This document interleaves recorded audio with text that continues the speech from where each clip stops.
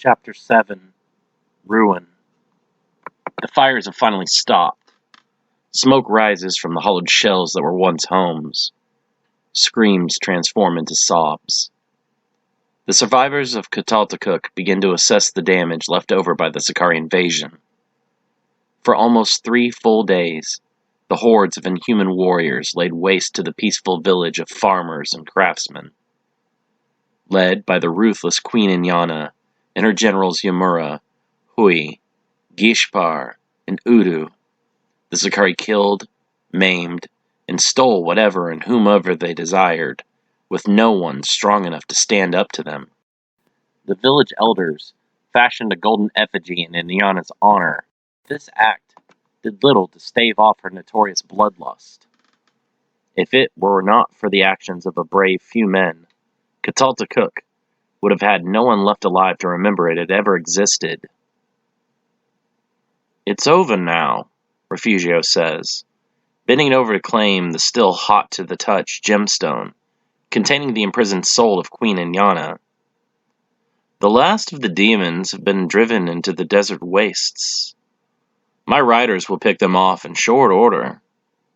He looks over at the battle-worn Enkidu, who leans on his sword Tiavan for support. A magnificent blade, unable to be duplicated by human blacksmiths. Tiavan is a relic left by the angelic beings known as the Yazata, entrusted to their descendant Enkidu. Enkidu carries the dual ancestry of human and Yazata, and as such, is remarkably powerful. Refugio believes it a true privilege to have witnessed his skill in person. "You do not seem pleased. You did great things today.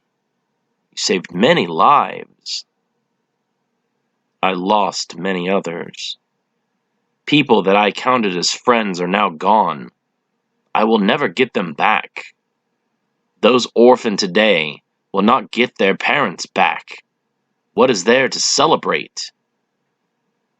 "You prevented a great deal more lives from being among those orphaned or killed.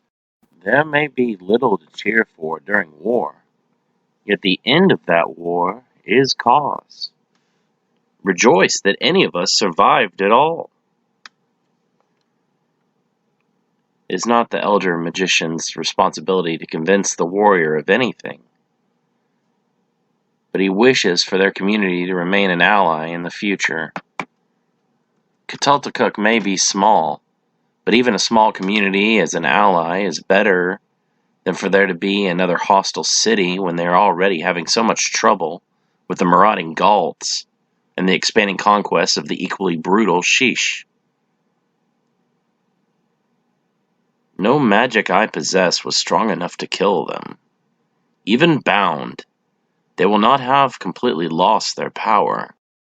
Try to smash, burn, whatever else it may be that you think of to destroy them, but I predict that they will either remain undamaged or inadvertently set their spirits loose once more." He sees Enkidu shift uncomfortably. "I will study their power in the hopes of one day understanding it well enough to create a way to destroy them once and for all." Enkidu looks back at the still smoldering buildings of his home before returning his gaze to Inyana's handheld prison. "I think that the bottom of the sea does sound appealing." Refugio nods, looking around to gauge the destruction of Kutaltakuk. For the first time, the full scope of the power of the Sakari settles upon him. Such a small force of the invaders was nearly able to overcome the entirety of mankind's most skilled magicians and warriors. The military commander in him thinks that the Sakari likely sent most of their own strongest, hoping for a clean sweep of humanity and expecting a much weaker resistance. He would take an even larger contingent of Levant's army and join it with the forces of Dwarka, Ramash, or even Samsara or Muria, and bring the war to the Sakari directly. If he were right, he could turn around a potential invasion of the Earth into an expansion for humanity the likes of which has never been seen before. He can imagine the untapped resources the Sakari's world possesses, and the ways that mankind could benefit from them. How did your kinsman open the doorway to the other world anyway?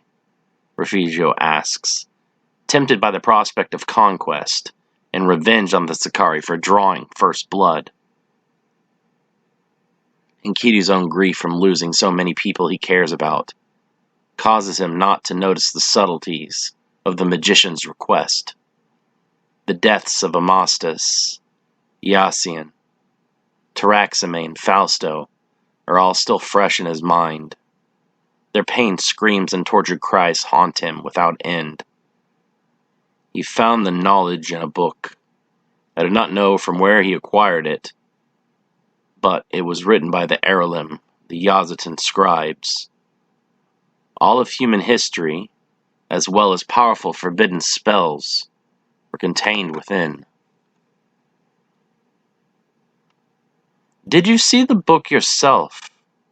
Refugio's eyes sparkle with intrigue. The allure of the powerful book from the heavens tempts him from afar. Even with the failure of the Sicarii invasion, the rogue Yazita Cedrion and Gadriel's hopes for mankind's destruction may still be fulfilled. Each time the Book of the Black Earth has been introduced into human society, it has brought with it nothing but evil. The book was lost during the invasion. I suppose one of the demons reclaimed it.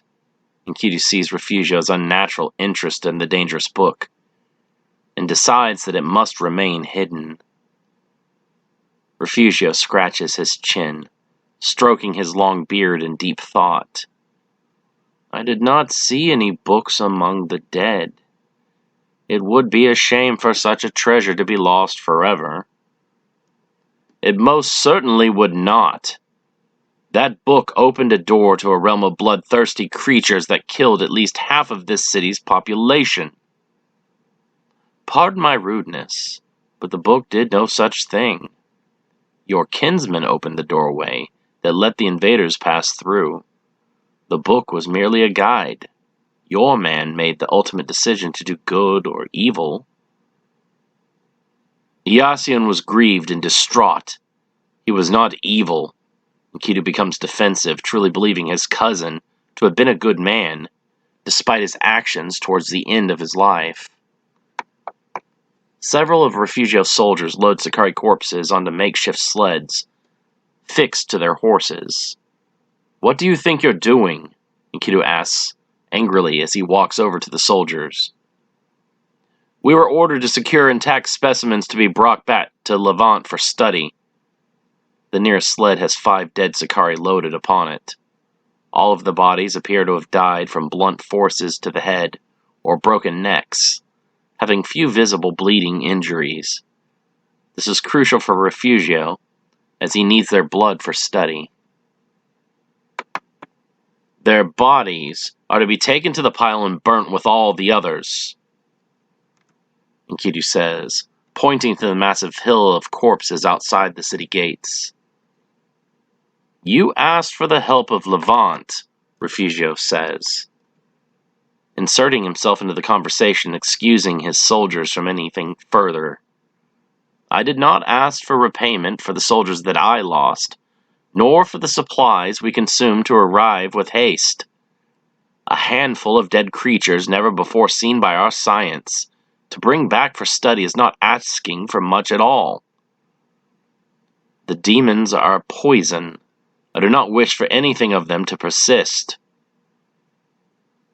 Refugio waves his soldiers on to continue their business. I am sorry, but this is not open for discussion. I will be taking what I declare as my war spoils. If you attempt to stop me, the King of Levant will very quickly move from ally to enemy. Refugio leans in close. Your city is in ruins. Do not condemn the few survivors to die by our swords, just for your stubborn beliefs. Enkidu is silent, swallowing his pride for the greater good of his people. Having seen the magician in action, he doubts that even his own skill with a sword could match him in combat. "A promotion to the soldier that finds me a female's body," Refugio shouts to his soldiers. Inyana was the only female Sicarii of any of them that they saw. But he hopes that there are others, so that he can compare them biologically through dissection. He wonders, however, if they are similar to the Levant military, in that no females are allowed within the ranks. "It will not take the Gaults long to discover your vulnerability," Refugio says, looking past the devastated houses and out far into the distance. Typically, the walls around Kataltakuk and the rooftops of the homes would restrict one's views that far. But the Sicarii attack has left the city open and wounded.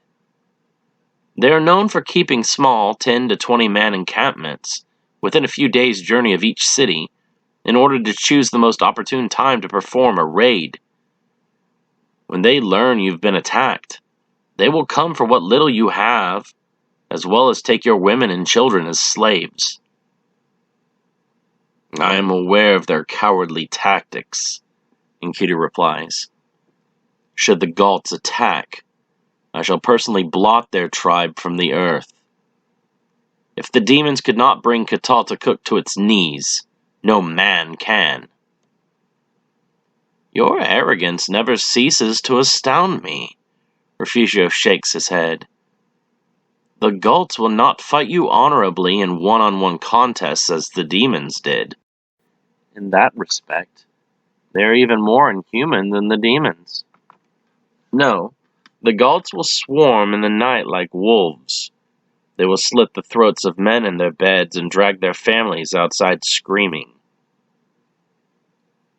"What is it that you propose, then?" Jahil, one of the surviving city elders, asks, walking up and injecting himself into the conversation. As a representative of the city, he feels that it is important for his voice to be included in such public safety matters. "While our forces are still in the area, we should ride out in the region's perimeter and catch the Gault encampment unaware. If we can kill their scouts, it may be months before any news of the demons could reach their warlords," Refugio replies. Jahil narrows his eyes on the magician. No one offers this manner of aid without wanting something else in return. "What's in it for you?" Jahil questions. Enkidu nods, thinking currently in line with the elder. "The Gaults are a threat to the entire region. Their raids have wiped out numerous Levant trade outposts and caravans. Dealing them any form of payback is enough for us." "You seek to plunder the thieves themselves," Enkidu observes. "A dangerous proposition. Should the warlords learn of our actions, they will declare war. Levant can handle those barbarians if necessary," Refugio says dismissively. "Besides, an alliance between the kings of the surrounding lands is likely to occur because we all share the pain of the Gault raiders. Meanwhile, Kataltakuk becomes smashed between your armies. We cannot suffer through another terrible event so soon after narrowly surviving the demons. This plan is madness." "Consult your god," Refugio demands. "His advice would surely sway your opinion." "Do not tempt my lord. I cannot summon him like some medium or spiritualist. The Lord of all shall contact me if he sees fit to do so." Refugio scoffs. "Your god is inconvenient."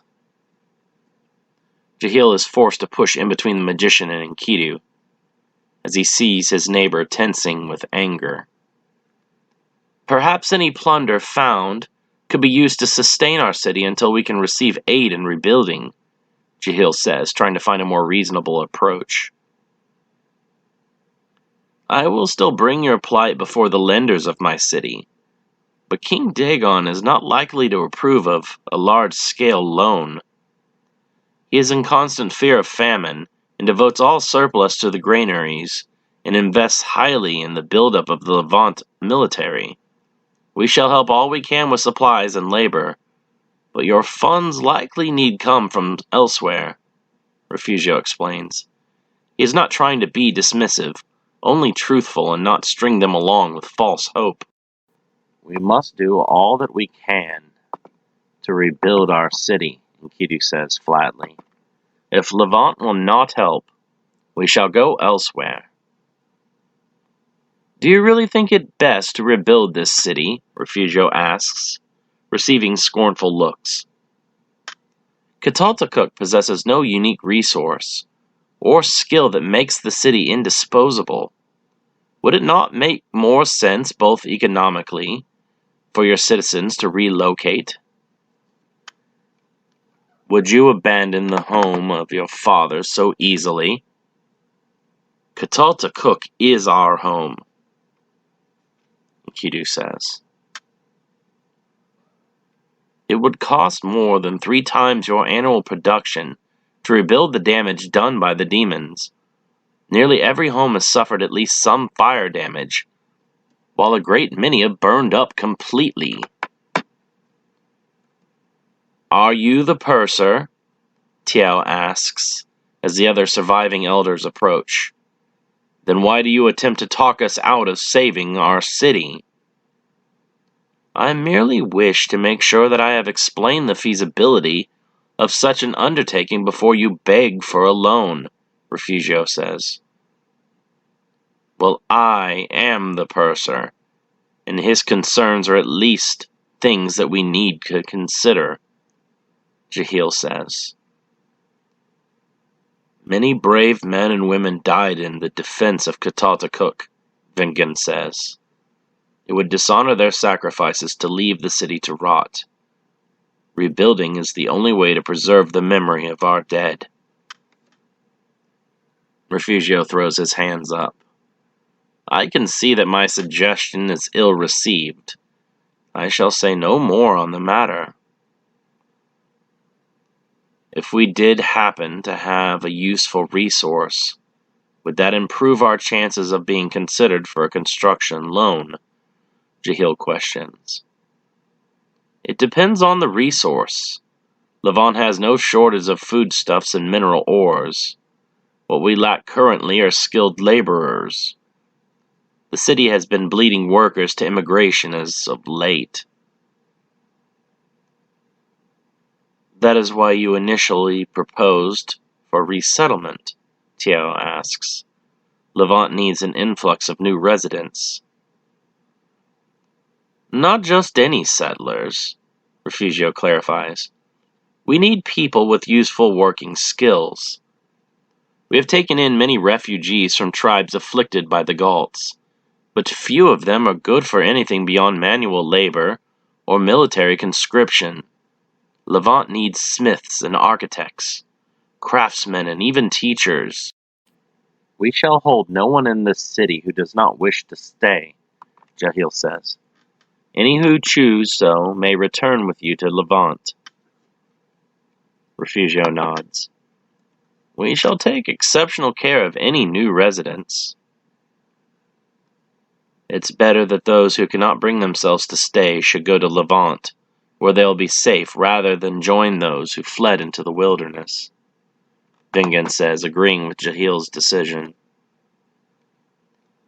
One of the soldiers tasked with finishing off the wounded stops before plunging his sword into the soft flesh between the shoulder and neck of a seriously injured Sakari. Blood covers the soldier's face from where it was smashed with a powerful fist or boot. More dark stains encircle the creature's midsection, where it was pierced by a sword. The feature that catches the human's attention, however, is the 2 rises on the chest armor of the Sakari, indicating the presence of breasts. Commander, I have a live one here, and it appears to be a female. Enkidu draws Tiavan and runs towards the soldier, hoping to finish off the miserable creature before it become Refugio's next experiment. Whispering a spell of physical enhancement, Refugio outruns the brave warrior and reaches the female Sakari first. Can you speak? Refugio asks. The female's eyes slowly open and she coughs, blood drooling from her lips. Her once violet skin is now pale and almost white from blood loss. Refugio lifts the torn leathers of her armor to inspect the wound. 2 inches wide, the injury is clearly from a piercing sword stab. The withdrawal was smooth, and the damage to her face likely occurred as part of a motion to clear her from the warrior's blade and move on. "Do not dare," Enkidu growls, holding Tiavon out at the kneeling magician. The finding soldier pivots, training his own weapon on the man to protect his commanding officer. "This is the first female of theirs I have seen outside of Inyana. Too much valuable information will be lost should this one expire. These demons murdered my people. They set fire to our homes. They raped and defiled our bodies with their teeth and claws. I will not allow you to save a single one of them. Take your dead, but none of them can leave Kataltakuk whilst they still draw breath." More soldiers approach, forming a protective circle around Refugio and the female. It appears that the alliance between Levant and Kataltakuk has come to an end. Should another crisis arise, do not call to us for help. Refugio opens a small satchel of various herbs and powders, from which he creates a paste and applies it across the female's wounds. The Sakari tries to move away as the soldiers load her onto a sled, but the exertion is too much and she passes out. "When the demons overrun Levant because of your experiments, your city will be the first to fall," Enkidu says, sheathing his sword in disgust. "I do not understand how you have ever made friends," the voice of Tannen says, dragging his Sakari body towards the burn pile. "It is an affront to the Creator for them to even entertain the idea of keeping those creatures alive. Levant is a city of science and discovery. They do not share our ideals. The people of Levant are not content unless they can study the inner workings and complicated mechanisms of all things. Answers that come from the existence of an unexplainable deity do not satisfy their minds. Trust in the God of all things is all that one requires for enlightenment," Enkidu says. "There are multiple gods worshipped in Levant, each with different aspects and personalities. Pleasing one only angers the others. So the Levant, in general, do not regard the gods as helpful." Enkidu hefts a Sakari corpse onto his shoulder and carries it to the burn pile. The stench of burning flesh stings his eyes and causes them to water. "Here," an older man named Kasiak says, offering Enkidu a leaf with a smashed paste smeared atop it, as he too carries bodies to the pile. "Rub this on your upper lip, and it will drown out the smell." "Thank you," Enkidu replies, dabbing his fingers into the paste. "How bad do you think our losses truly are?" "The entire city guard was wiped out, along with everyone living near the gates. The fires were the worst near the gates." His voice is sad and distant, and Enkidu knows that he too lost people he cared about. Of able-bodied men to help rebuild, where do we stand? "A few hundred, perhaps. The demons cared less about keeping the men alive. They spared many of our women and children with the hopes of bringing them back to their world as slaves. Strong women will have to help rebuild. All must contribute in some way. Children can mix the mortar and deliver water to the workers. We will survive." Many of our people are still unaccounted for. They may never return from Rahab or the wilderness. When things were their darkest, great numbers fled the rear gates for safety. Without adequate supplies, those that do not return will likely fall to the elements or become prey to marauders and beasts. I pray they will come home. The villagers sort the weapons and armor from the bodies of the dead before adding them to the pile, hoping to melt them down for building materials. Should we not keep the weapons, we will need to remain armed against any further invasion attempts, says Baron, a former city guard who has taken upon himself to reform the force with him in the lead. If another invasion occurs, no amount of swords will protect us. Our buildings are burned and our numbers are devastated. We will be easy prey no matter how many weapons we have. Do you propose each man hold one sword per hand, with 4 more between their toes? Perhaps a blade between his teeth, Enkidu asks. Baron does not reply, but his body language shifts to become more rigid and tense. He glares at Enkidu with spite.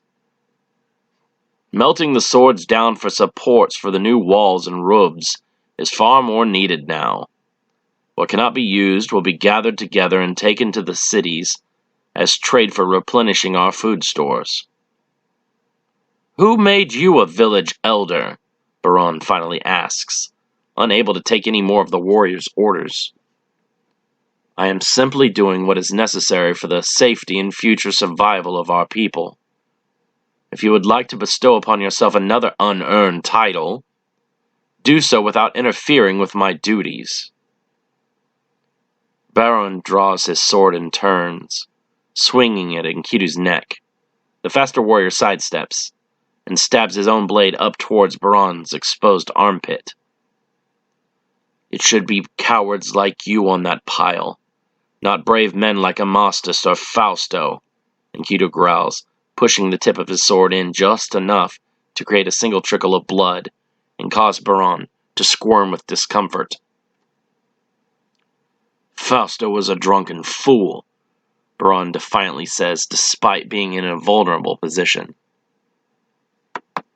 Because of Fausto's sacrifice, we were able to stop the last of the invaders. You will never be half the man he was. Enkidu withdraws his blade and places it against Baron's hip. Perhaps I should be sure. Baron swallows hard, sweating with fear. Enkidu pulls away and allows the larger man to regain his posture and some semblance of his dignity. The amount of your allies has been severely cut. Baron sheathes his own sword. Remember that, because one day no one will even notice when you disappear. Save your threats for your children, Enkidu says. No one else fears you. Tannen approaches, dragging another Sakari body to the pile. The invader is maimed and has been torn into by hungry dogs. Enkidu shakes his head at the sight, but knows that even the dogs have needs to eat. Was it wise in provoking the new captain of the guard? Tannen asks, hefting the body onto the pile and wiping his sweat-covered brow with a forearm. Baron stole the rank of a dead man. He deserves no respect. You cannot remain so rigid, Enkidu. There is more to this world than good and evil. Many survive in a state in between. Making enemies when one does not have to is a trait your father would have despised. You toss around facts about my father, Enkidu says as he throws the stripped corpse of another Sakari onto the pile. But the fact is that he was not around to teach me these things himself. Tannen pats Enkidu on the shoulder. Sam would not have chosen to leave you if there were some other way. He died to keep the worship of the serpent from our city. I know, Enkidu says, trying to suppress the emotions associated with the memories of his parents, who both died when he was only a child. I know. That is why I dedicated my life to the priesthood, and the God he believed in so much that he would give up his life for him. And he would have been proud of the man you have become. You are righteous, brave, strong, and intelligent.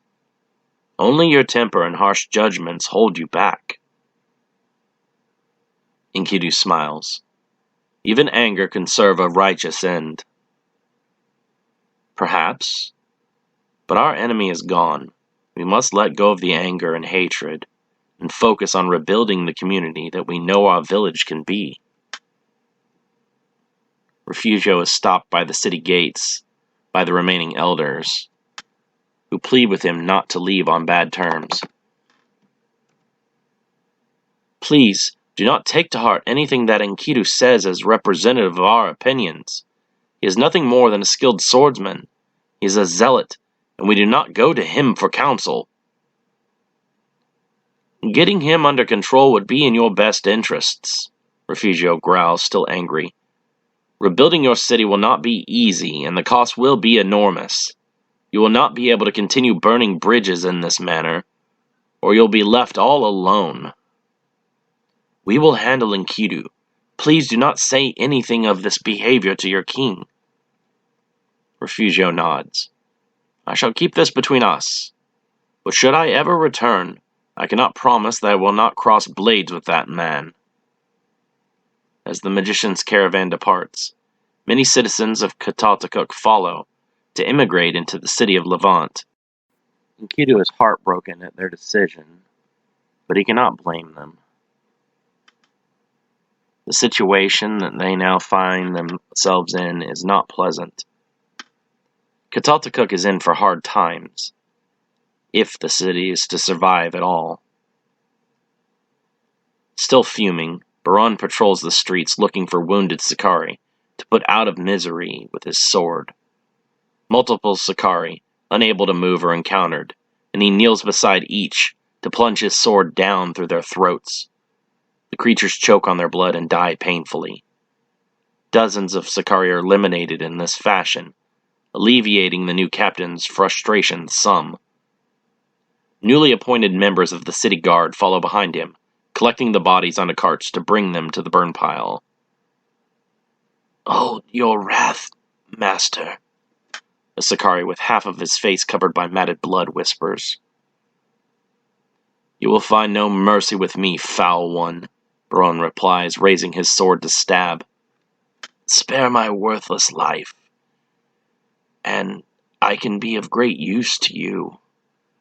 The Sakari painfully tries to smile through blood-stained teeth.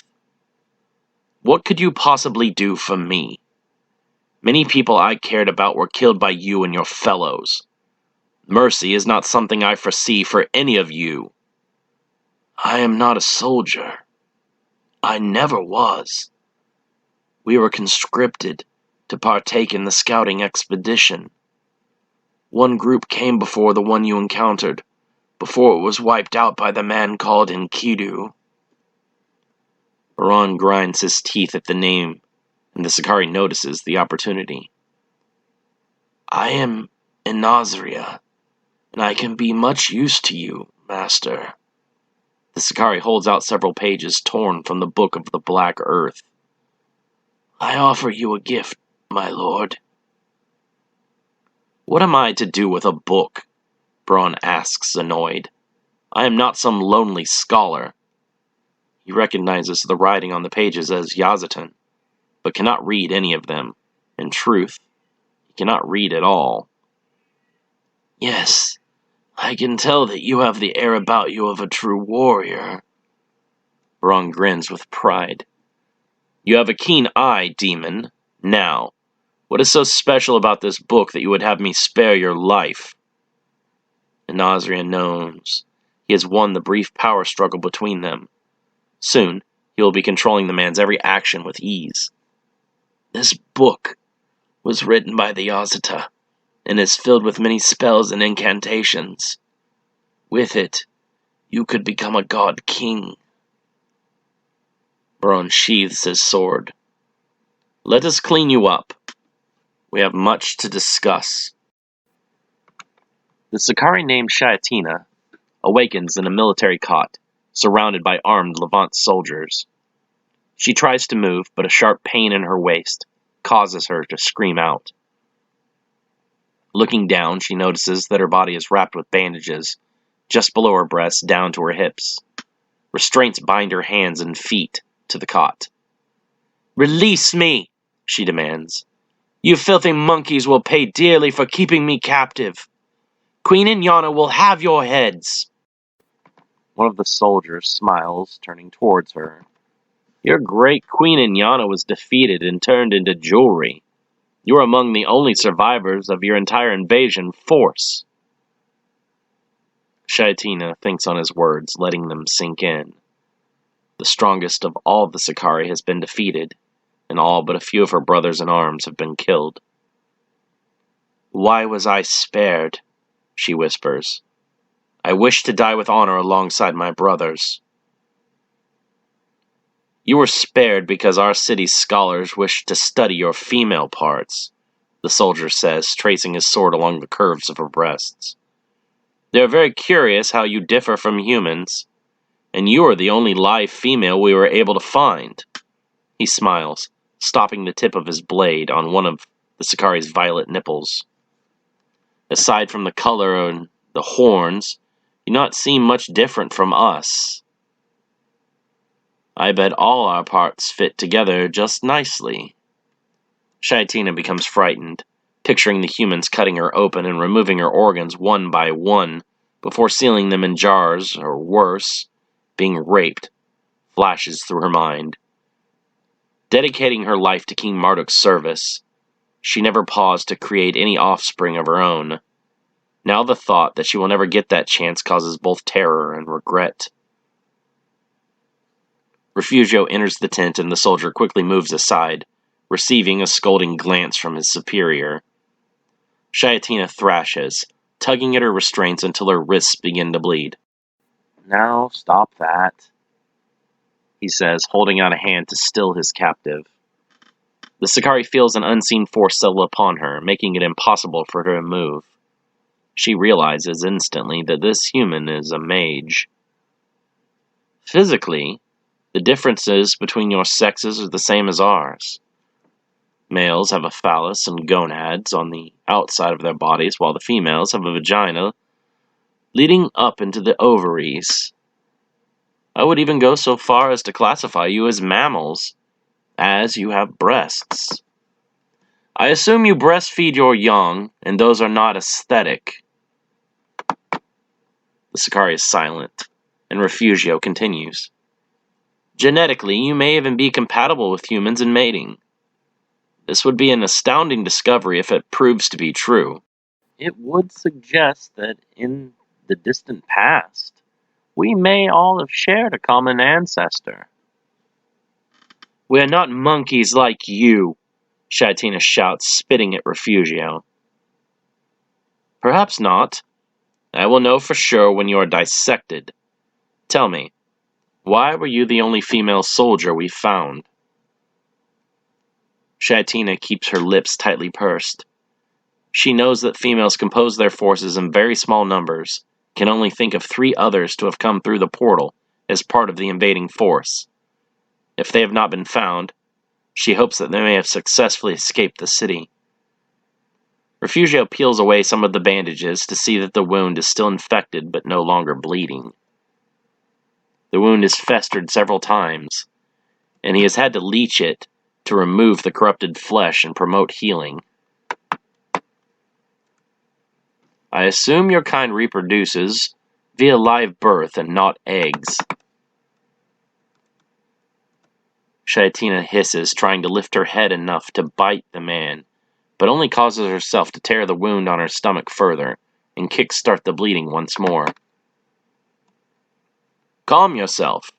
If I desired to kill you, I would have pierced your heart and left your corpse in Kataltakuk to be burnt with the others. I would have died honorably as a warrior." She winces as the pain in her stomach increases. "Instead, I lie here dying slowly as you treat me like a child's toy." I assure you that you are no longer dying. Refugio gently applies fresh bandages. This wound has ceased to be fatal.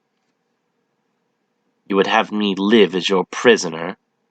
Shaitina's voice elevates with panic. You cannot! It is not my intention to keep you as a slave.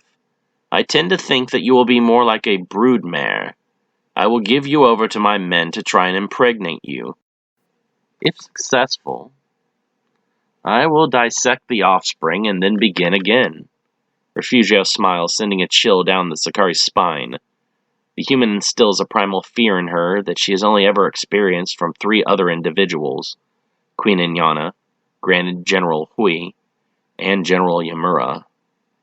I plan to learn all there is to know about your species. More of us will come and burn your world to ash, she screams, trying to convince herself more than he. I expect they will. Refugio looks over several drawings he has made of the Sakari's musculature, skeletal, nervous, digestive, and circulatory systems. Numerous skinned and dissected Sakari bodies lie on tables across the room that Shaitina is barely able to see from her own cot. But when that time comes, I will know your every weakness and strength. Shaitina visualizes the symbols for the element of fire and overlays them with a small portion of spirit before focusing her energy through them and breathing to life an offensive spell. Diosa Aginestra! She shouts, trying to ignite her captor with flames. Laughing, Refugio waves off the spell. Nixe!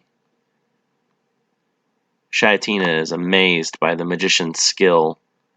She has never seen a lowly human be able to counter the spell of a Sakari. She may not be a terribly gifted magician, but even a poor Sakari mage must be greater than even the most talented human. Refugio grabs her by the throat. The vice grip makes her gag and choke for air.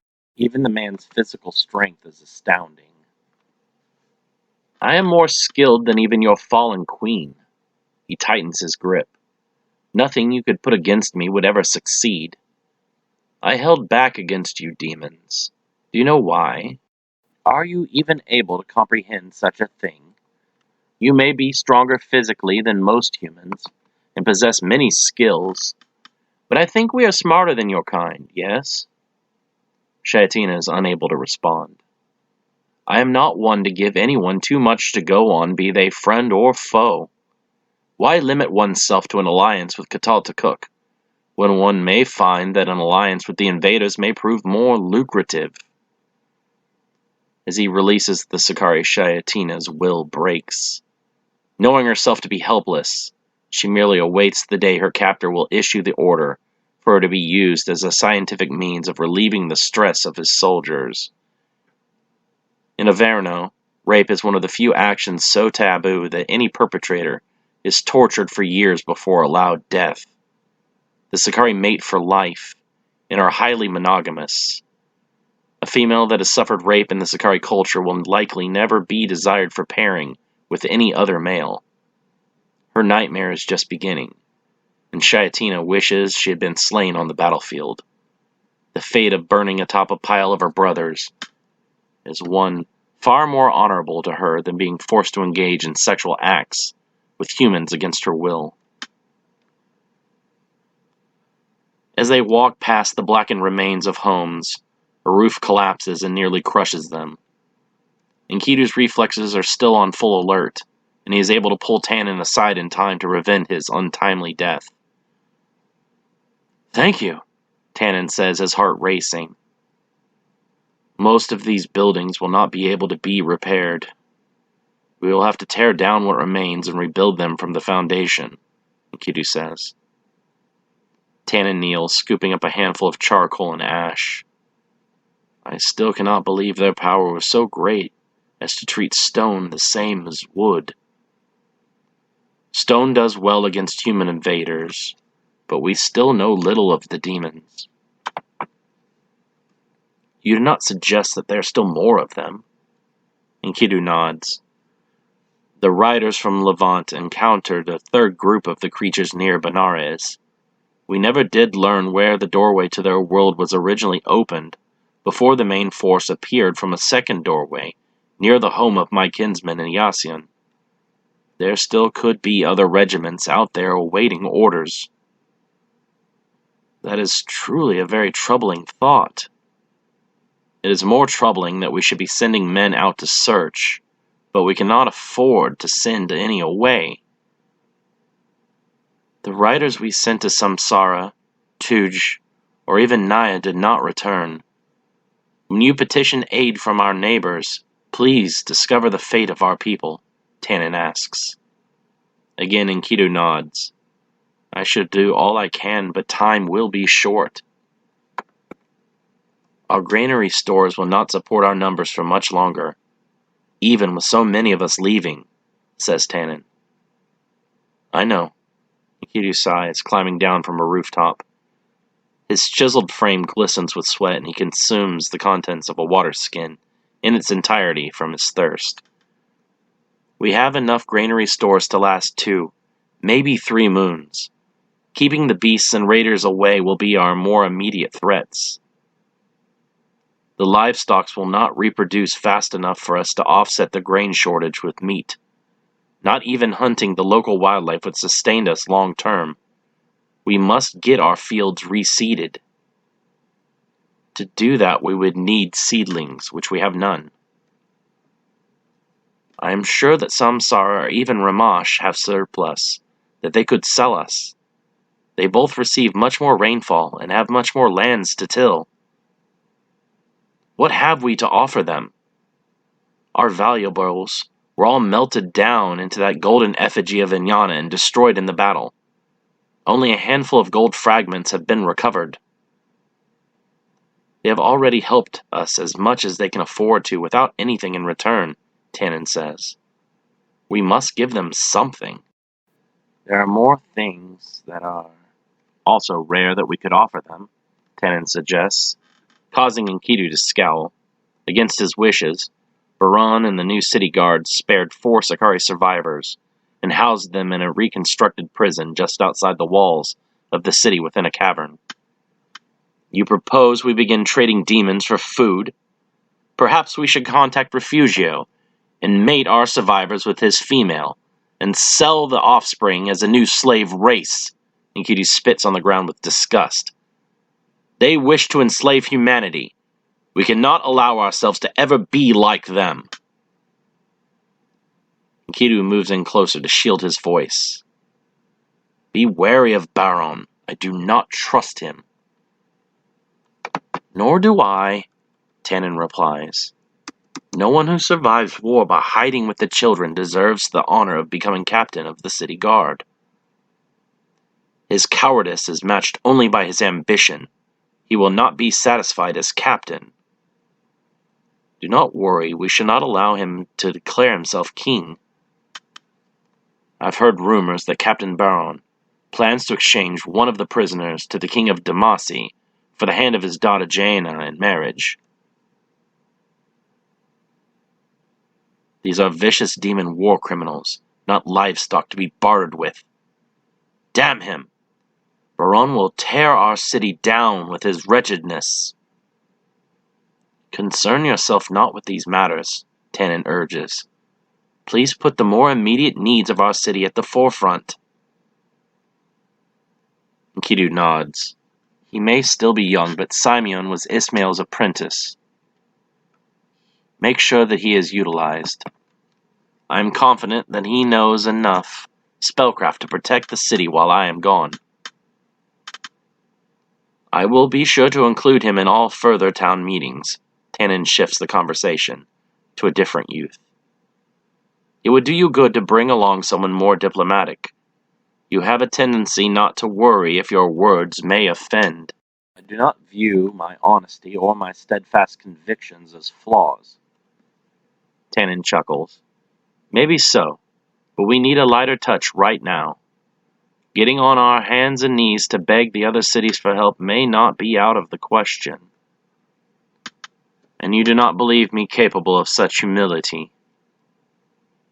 I am not convinced that you would not draw your sword on the rulers of other lands, should they show you disrespect. I am not some mannerless beast.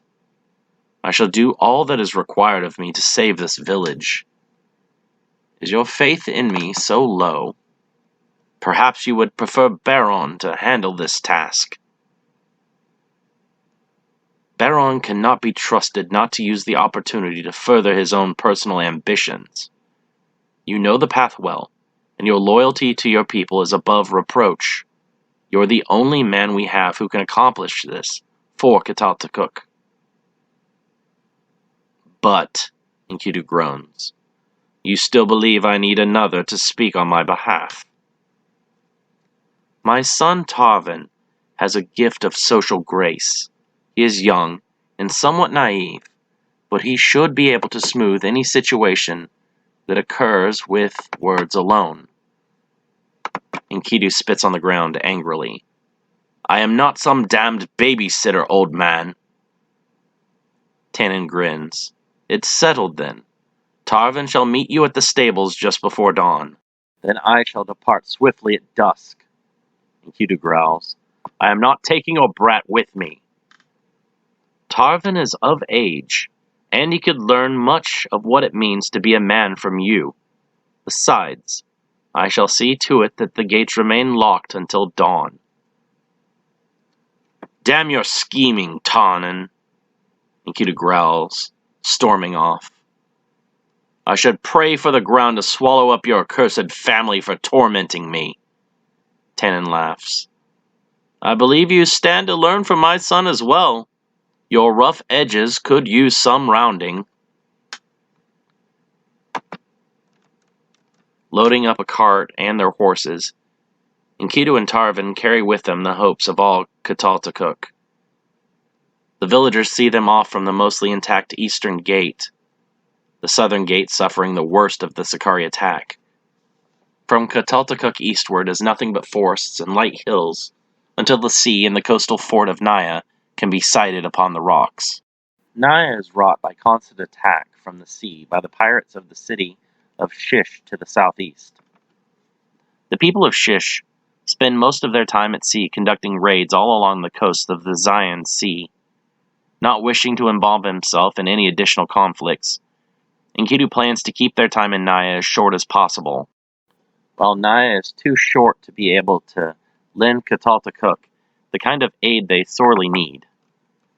The villagers are known to be hospitable, and their ships the only ones in the region capable of outspeeding those of the Shish. How many days will it take to reach our destination? Tarvin asks, as they set out beyond the grasslands southeast of the city towards the Uzal River. It is about 3 days and nights to Naya, but that will not be our only destination. We shall be visiting all of our nearest neighbors to petition any aid they can pledge. This journey will likely take us weeks, perhaps even months. Do we have enough supplies to last us that long? Tarvin's face seems flushed with concern. Supplies are not a necessity to anyone who knows what the land has to provide. When we need water, we have access to the lakes, rivers, and streams. When we hunger, the beasts of the wilderness will provide us with sustenance. You're very optimistic, Tarvin sighs. I would much rather be prepared than rely on circumstance. It is relying on God, not circumstance. If you have faith, He will provide. Tarvin does not argue any further. It's much easier to drink all of the water from the sea than it is to convince a priest that their thinking is wrong. The duo travels in relative silence for the remainder of the day, until the terrain becomes more overgrown and the air cooler with humidity. Past a vast open space of marshland lies the Uzal River. It's much larger than I remembered, Tarvin says with awe. It looks like the edge of the sea. Many of the smaller rivers that flow from the Uzal have begun to bleed together. When the rains come, most of this area will be underwater. How far from the river is Naya? Less than a day. The Uzal is the lifeline of this entire region. Without the river, the Ayodhya would be doubled in size. Following the Uzal, Enkidu and Tarvan make their way towards the small coastal village of Naya. They travel for several days along this path, living off the land, hunting game and scavenging berries and roots for sustenance. When they stop to rest, Enkidu tries to instruct the young Tarvan in the fundamentals of swordsmanship, but the young man's interest in such things is low. Enkidu curses Tannen for laboring him with this task. The smell of seawater becomes strong. Our first destination is close, Enkidu says. He sees that his companion is already becoming weary from travel, despite having only left Kataltakuk less than a week ago. Enkidu and Tarvan enter the small fishing village of Naya, initially seeing nothing out of the ordinary. The simple herding village bustles with the same activity of traders and fishermen as when Enkidu last passed through. In reality, Naya is a smaller-scale version of the larger port city of Dwarka. The two men from Kataltakuk make their way through the village's center. Naya is made up of various tent-dwelling tribes, banded together for protection behind a single city wall to the west, and protected from the other sides by the sea. In the village center, the most powerful tribal leader holds council regarding the guests. Currently, the Urbat tribe holds the power in Naya. "Greetings, Chieftain Urbat," Enkidu says, coming upon the large tent of the corpulent tribal leader. 4 of the chief's 6 wives sit around him in a circle on wool rugs. "To whom am I addressing?" Chief Urbat asks, slowly standing. "I am Enkidu, and my companion is called Tarvan. We come from Kataltakuk." Chief Urbat nods, avoiding eye contact. "Kataltakuk, yes. I assumed someone would show up sooner or later." "I take it that to mean you've received our envoy's plea for assistance," Enkidu says accusingly. "Your rider did come through asking for an army, but we have none here to send." "There are plenty of men that could have been organized to come to our aid."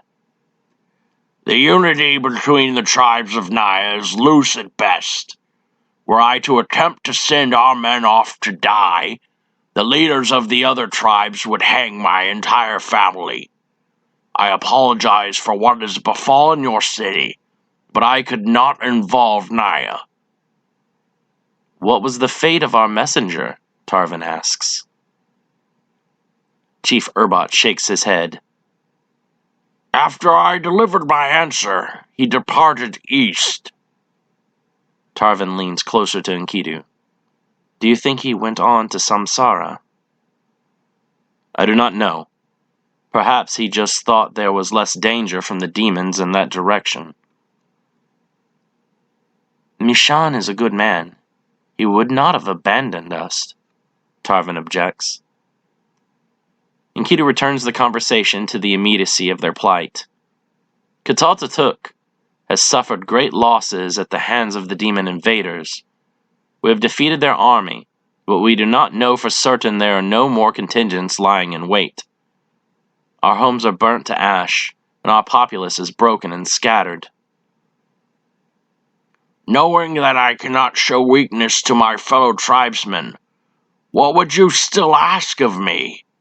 Chief Urbat asks.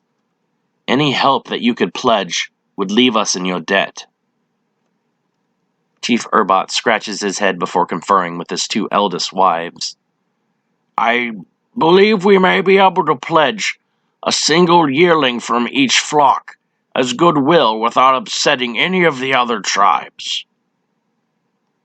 "Building up our livestock is a good first step," Tarvan says.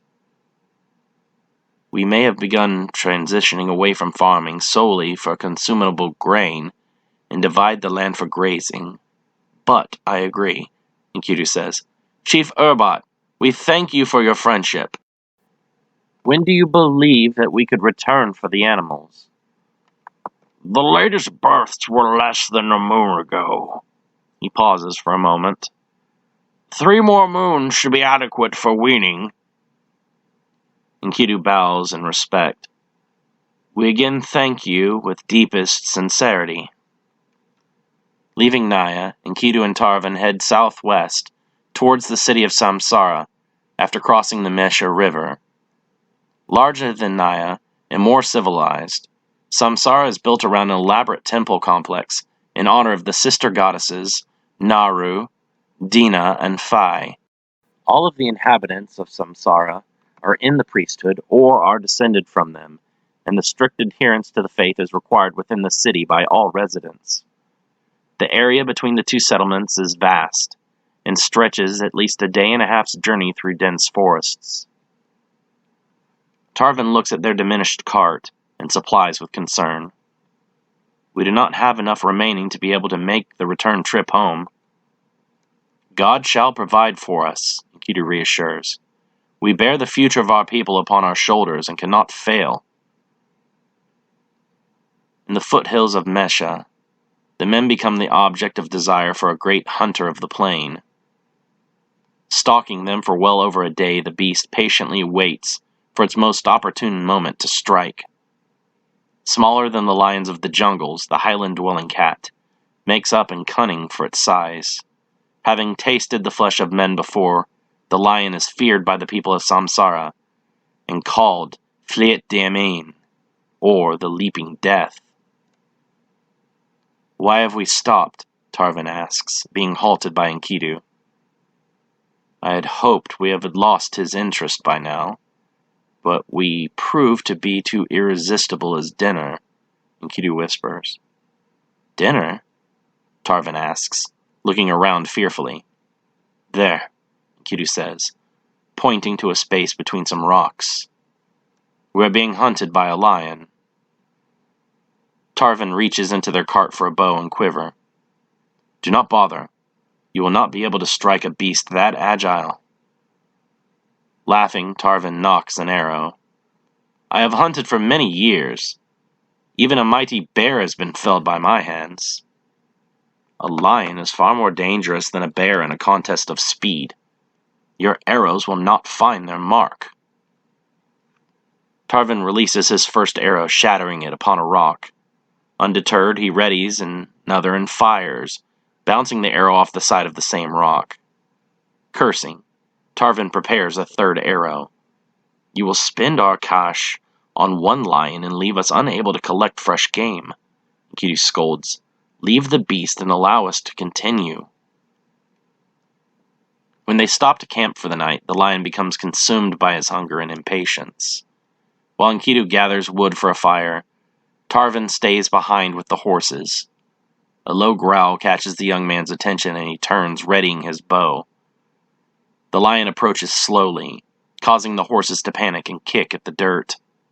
Struck by Enkidu's horse, Tarvan is knocked unconscious and his bow broken. When Enkidu returns to the camp, he is horrified at what he discovers. The cart lies shattered and upheaved. The reins of Enkidu's horse are torn, and the animal is nowhere to be found. Tarvan's horse lies eviscerated, and blood covers the ground all around them. Tarvan, are you injured? Enkidu asks, running to his companion's side. The young man groans, rubbing his head. I fell. He looks around at the carnage. The lion attacked? Enkidu nods. Our horses are gone. We will have to continue the rest of the way on foot until we can find new mounts. Can you walk? Nodding, Tarvan slowly makes his way to his feet. That will not be the last of that beast that we see, will it? The lion will not be satisfied with horse meat, Enkidu replies. He will come for us in time. Sleeping in shifts, neither man is able to rest well knowing the hunter lies in wait nearby. When morning arrives, they gather up the remainder of their supplies and resume the journey southward. The lion follows at a distance, always keeping the men within view. In the valley of Dre, the foothills come to an end and any ambush the lion could hope for is removed. Positioning themselves in a way that the lion can only follow them from one possible path, Enkidu and Tarvan prepare for a final standoff. Stay back and do nothing unless I give the command, Enkidu says, drawing his sword. You cannot intend to slay that beast alone. You will be killed, Tarvin shouts. He doubts that his companion could ever be so skillful in combat. The lion appears, mad with bloodlust, and frothing at the mouth. Enkidu pushes his companion behind. Do as I say and trouble me not. Circling each other, it becomes unclear which is the true hunter, man or beast. Finally, impatience takes hold, and the lion attacks first. Angelic steel and diamond flashes, cutting the great cat down the instant he exposes his vulnerable underside. Amazing! Tarvin shouts, running to inspect the lion's corpse. There is no cause for celebration, Enkidu says sorrowfully. That poor beast was driven mad with starvation to the point that it craved the flesh of man. Horse, goat, deer, nothing else would ever satisfy. It's good that you killed that monster before he could drag off some child. Enkidu nods. It is still a tragic end for such a noble creature. Tarvin nudges the lion's body with his foot. Have you ever eaten lion? Shaking his head, Enkidu kneels and begins to drag the body to the forest south of the valley. Using the reins of his lost horse, Enkidu hangs the lion by its hind legs and removes its skin and internal organs. We cannot let this food be wasted. Our rations are low, and whether it be lion or livestock, God has provided, Enkidu says, covered in blood, as he cuts through the connecting tissues with his sword. You give God too much credit, Tarvin says, making a new fire. It was your strength and sword that felled that beast. There is no strength in my arms that was not put there by the Creator. All that I am I owe to him. Tarvin shrugs, feeding more kindling to the newborn flames. Later in the evening, the two men sit beside the fire eating lion meat. It's very tough, Tarvin says, struggling to bite into his portion. The muscles of a predator are different from those of a grazer. Even horse meat is tougher than goat, because they use their muscles much more, Enkidu replies, eating another piece of the greasy meat. Will the other villages really help us? Tarvin asks. So far, it seems like every village has their own troubles. Why should we expect any of them to add upon their burdens with ours? If I tell you not to fear, for God will show us the way, you will not believe me. What must I do to convince you that everything will be okay? Tarvin bites into the meat angrily. Not a damn thing. At sunrise, they pick up their camp and continue through the forest south of the valley of Dre. Half a day past the valley, they find Enkidu's horse drinking from a stream. Uncomfortably, Tarvin rides behind Enkidu and complains constantly. In the middle of the wilderness, they come upon a small village that Enkidu has never before visited. I know not of this town, Enkidu says. Last I passed this way, I must have taken a slightly different route through these woods. Should we stop? It does not look to be very large, and they likely cannot provide our cause with much aid, Tarvin says. We shall make our presence known and judge accordingly after meeting the citizens. A group of men approach, led by one larger than the others, with a long gray beard and a massive waist. Built like a barrel, Enkidu doubts that even he would be able to easily knock the man over. Greetings, strangers. I am Hamdan, the large man says. I am the chieftain of Manathe. Welcome. Enkidu clasps his forearm in greeting and nods. I am Kidu of the clan Hyalura, and this is my companion Tarvin, son of Tanan of the clan of Dachi. We are from Katatakuk to the north. I am afraid that we do not venture beyond these forests much. We are not equipped to deal with the dangers that lie beyond. What dangers? Tarvin asks, concerned. In the hills of there are fierce predators that thirst for our blood. We are not warriors and cannot defend against such threats. Enkidu looks around, counting the whole of buildings in the village to be no more than 10 or 15. Is this village of a single clan? Your numbers are very small. Hamdan nods. It is as you say. Menethe is of my sons and their sons alone.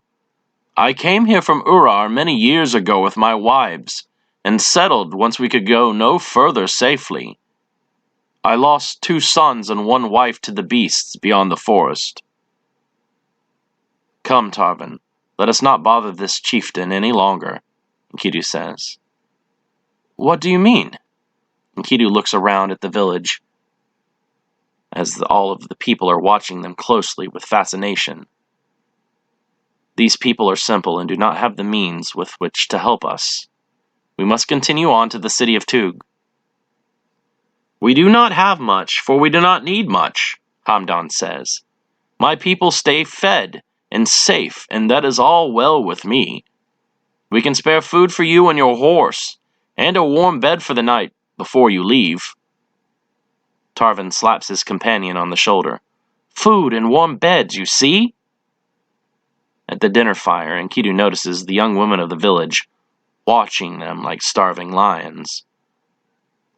I did not see any crops outside, Tarvin says, his mouth full. Where do you collect your food stores? What the forest cannot provide, we trade for with Urar and Tug, Hamdan replies, smiling. Enkidu's interest is piqued. What do you trade with? Probably lumber, Tarvin interrupts. I'm sure the large, sturdy trees here would fetch a high price. The forest is sacred. We would never dare harm the trees, a young woman named Bilna speaks up. The forest protects us, Hamdan clarifies. We do not cut down the trees in return for that protection. The daughters, Enkidu says. You trade your female kin when you have too many for your men. Hamdan nods. It is not right for them to go unwed and become maids. It is better for them to become the wives of strangers and bear them children, forming blood bonds with other clans. Your sons take wives from their own sisters? Tarvin asks, shocked. It is not an uncommon practice in some communities, Enkidu replies, familiar with but disapproving of the practice. So long as he does not lie with his daughters or his sons lie with their mothers, he does not risk the wrath of the Creator, though it is not unheard of for the offspring of familial couplings to be malformed or mad in some way. Hamdan makes a disgusted look in offense. I founded this village with 4 surviving wives. They in turn bore me 14 sons in addition to the 6 they had already. Many of my children do not have the same mothers. We do not deal in abominations here in Menethe. Apologies, Enkidu says. I meant no offense. Please take my granddaughters Bilna and Laran with you to make a more permanent covenant between Menethe and Kataltakuk. Hamdan replies. Then, all transgressions can be forgiven. Enkidu stands, urging Tarvin to follow his lead. I am afraid that I cannot make that commitment. Our own food stores are low, and we are tasked with reaching out to our neighbors for aid to restore Kataltakuk to its previous glory. We were attacked by fierce invaders and left in sad shape. We truly cannot afford any extra mouths to feed. You sit here at my fire and eat my food, insult my children, and refuse my gifts. Hamdan angrily stands. At this moment, his sons all follow his lead. Tarvin sees Enkidu slowly reaching for a sword and quickly stops his hand, not wishing for this to escalate into violence. No, please do not shed blood here. We cannot talk our way out of this, Enkidu whispers. The chieftain will not tolerate the perceived insult. Forgive my companion. He is a priest and a eunuch.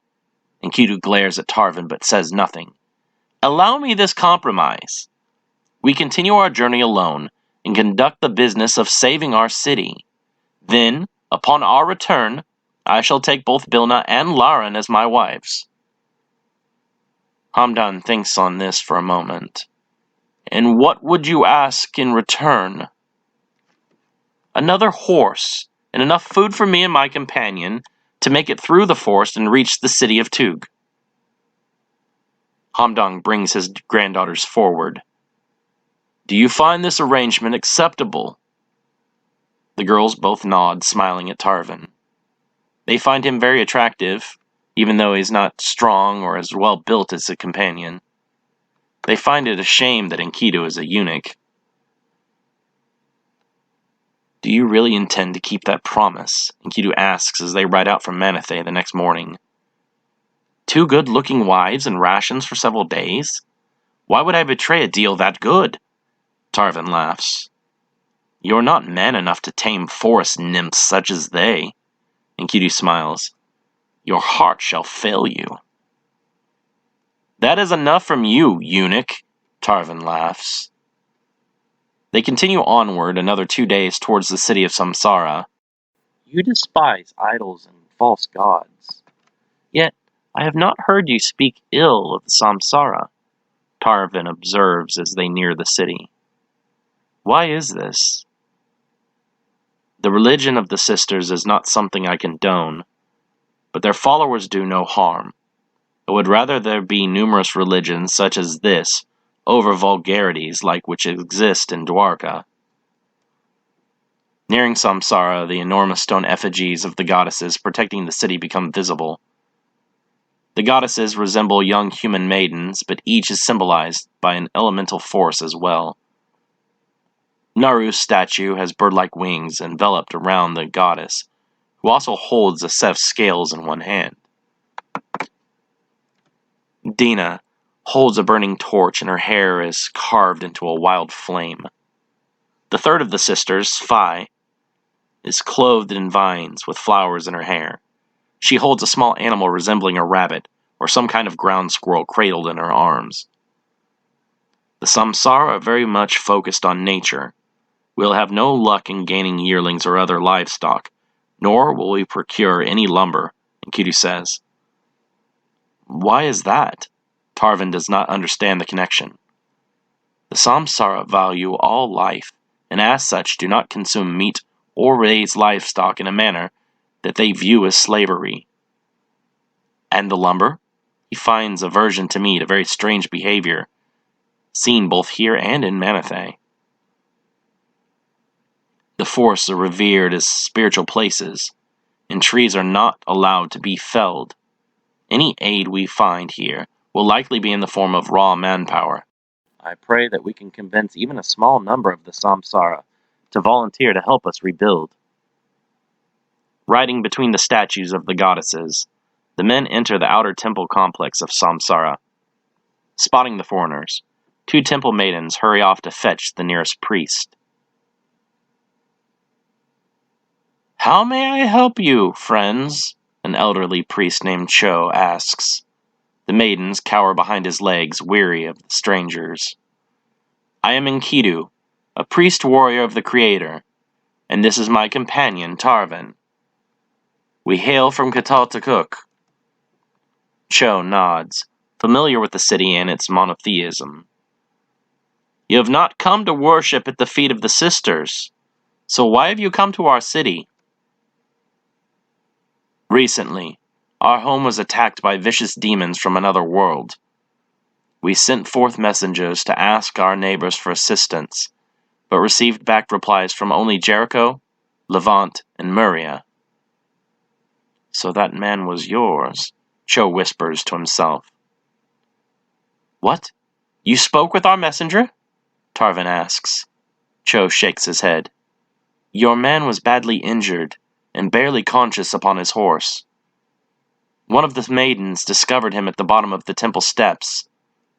We attempted to rid him of his fever, but the infections from his wounds were too great, and he succumbed to them. Rene, Tarvin whispers.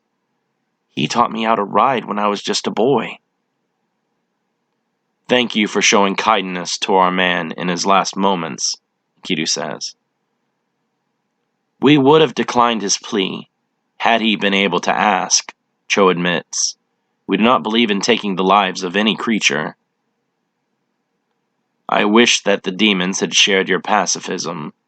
They slaughtered our people and burned down our homes. The danger has passed? Enkidu nods. We defeated them, but not without great loss. The maidens of the goddess Phi have a tremendous gift working with the earth. With their help, your crops will produce 3 times as much, and will be much hardier, Cho says. Pretty girls with green thumbs, Tarvin smiles. I like the idea.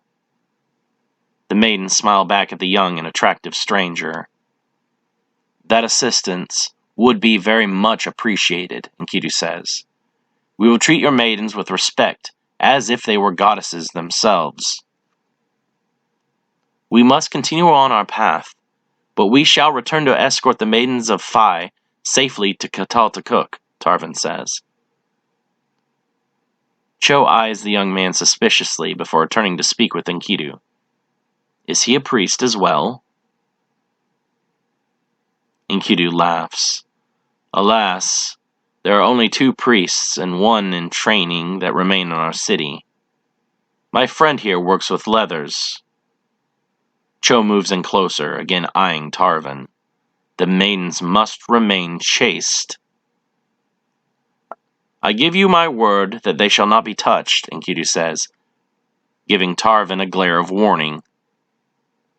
You may have to kill me, Tarvin whispers, staring at the maidens, who look back with giggles.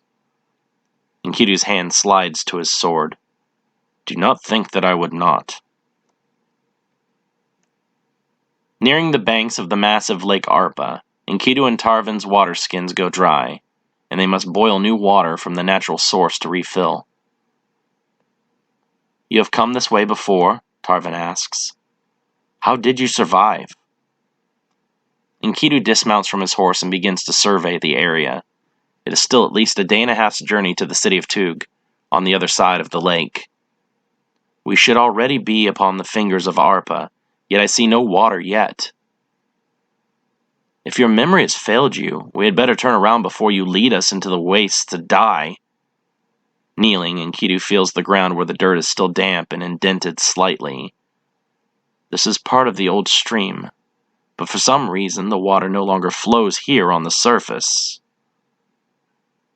It is a great mystery indeed, Tarvin sighs. Let us go before we become as dried up as the stream. If we follow the old bed, we will find where the water has gone and refill our skins and cool our horses. Following the dried stream bed, the men eventually reach a swampy area amidst a flooded plain. In the far distance, they are able to see the vast blue of Arpa on the horizon. Stones line the edge of the plain, stacked up high as to dam the stream. Someone has swelled the lake and dried up the fingers, Enkidu observes. Good for them, Tarvin replies, annoyed, hot, and thirsty. Let us fill our skins here and go. He kneels, beginning to fill his skins when a loud voice stops him. You!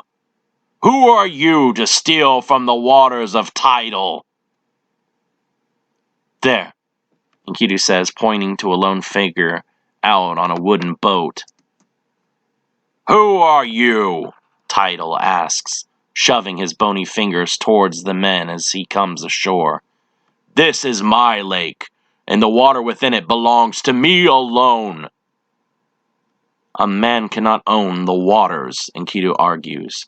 You have blocked the lake from reaching the lands that require its nourishment. Tidal laughs. Many have made that accusation, and they now dwell forever at the bottom of my lake. Tarvin coughs, spitting out the water. Drawing a small dagger, Tidal turns towards him and cuts the distance between them eerily fast. My water has a high price. Enkidu blocks the old man with Tiavan's blade. As do your sins. Murdering people for a thirst you created is unforgivable.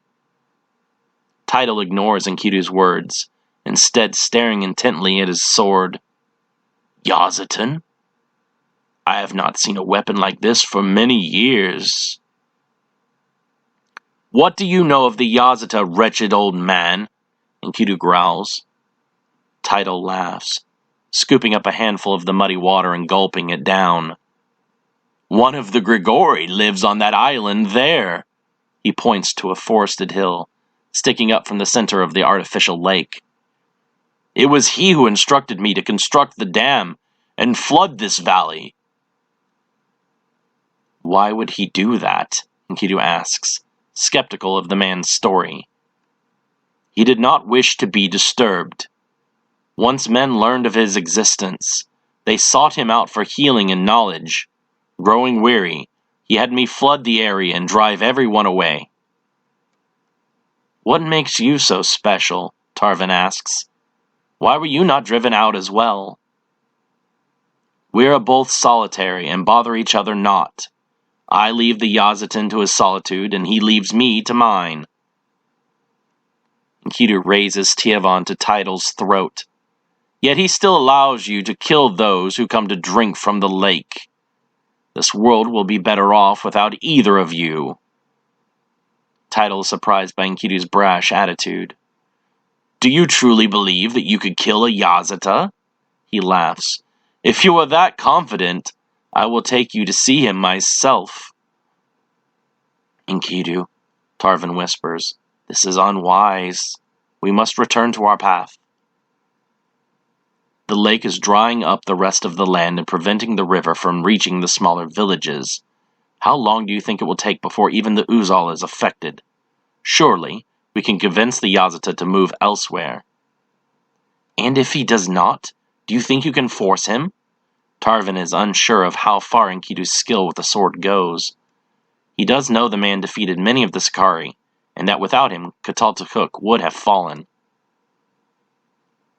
You stay behind here on the shore, should things go awry, Enkidu says.